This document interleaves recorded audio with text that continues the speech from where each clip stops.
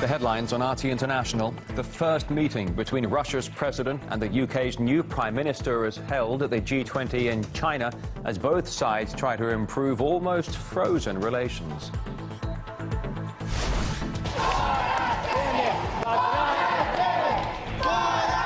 A wave of anti-government protests gripping Brazil this week as former President Dilma Rousseff is impeached by a congressional vote on Wednesday.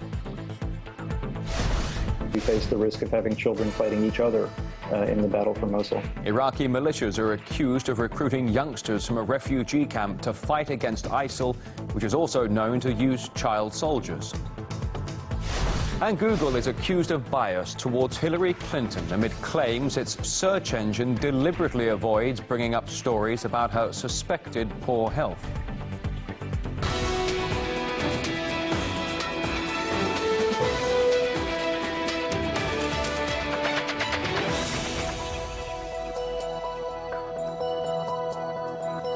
Thanks for sharing your Sunday with us here on RT International. We come to you live from Moscow with the top stories of the week.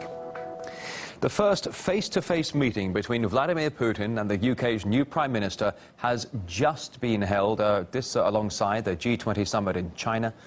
Under Theresa May's predecessor, relations between Britain and Russia almost froze over completely. RT's Daniel Hawkins has more. This is the first meeting between President Putin and UK Prime Minister Theresa May in her new capacity as leader of her country. It's a very important first meeting. It will set the scene and the tone for any future negotiations, and it's of course hoped from both sides that the tone will be an improvement from that which existed with her predecessor, Prime Minister David Cameron. I recognise there will be some differences between us. There are some complex and serious areas of concern and issues to discuss. I hope we will be able to have a frank and open relationship and dialogue. Well, these difficulties seemingly confirmed by a former British ambassador to Russia. He wrote an article specifically instructing Mrs. May on how to, quote, deal with President Putin. He said the Russian president's main task will be to create some sort of thaw in what's been a pretty frosty relationship between the two countries over the last few years for various reasons. Now, let's take a look at some of those difficult questions which Prime Minister Theresa May mentioned earlier. First and foremost, it will be the portrayal of Russia as a threat to the UK and indeed to Europe. It's a portrayal that's been occurring quite widely in a lot of Western mainstream media. Russian bombers over the channel, Russian military exercise on the border. Secondly, it's Putin's alleged involvement in the UK's Brexit referendum. Putin, the mastermind, Putin, the main beneficiary of the UK's public vote to leave the EU. That's again something that's been peddled quite widely in many mainstream Western media outlets. And last but not least, of course, is the touchy question of Ukraine and the UK sanctions towards Russia as a result of that crisis. So certainly a lot to talk about between the two leaders, a lot of questions to resolve, and a lot of material here to cover for the journalists assembled from all around the world. It will be quite a busy day for Theresa May. It's her first major summit. Despite becoming the UK's Prime Minister only recently, her sense of style has already caught the attention of many.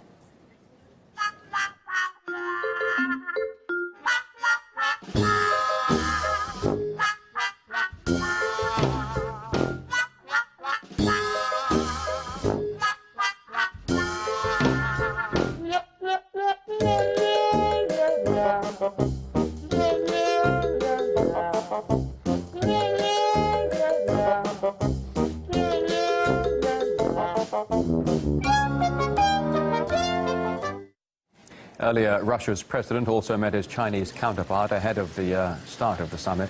Vladimir Putin receiving a warm welcome in China. And during the meeting, he said that he had brought a special gift. I told you before how Chinese businessmen told me how the Chinese love Russian ice cream. I promised them I'd bring some over myself. And so I've brought you an entire box of our ice cream as a gift. And Barack Obama arrived at the summit's host city yesterday. It turns out what will be his last summit got off to a bit of a bumpy start. As the reporters who traveled to the Group of 20 summit meeting with President Obama from Hawaii piled out and walked under the wing to record his arrival, we were abruptly met by a line of bright blue tape held taut by security guards. This is our country, this is our airport, the official said in English, pointing and speaking angrily with the aide. In another departure from protocol, there was no rolling staircase for Mr. Obama to descend in view of the television cameras. Instead, he emerged from a door in the belly of the plane that he usually uses only on high-security trips like those to Afghanistan. A Chinese official attempted to prevent his national security advisor, Susan Rice, from walking to the motorcade as she crossed a media rope line, speaking angrily to her before a Secret Service agent stepped between the two. We will continue following the summit here on RT International. The very latest updates, we'll get them to you the moment we can.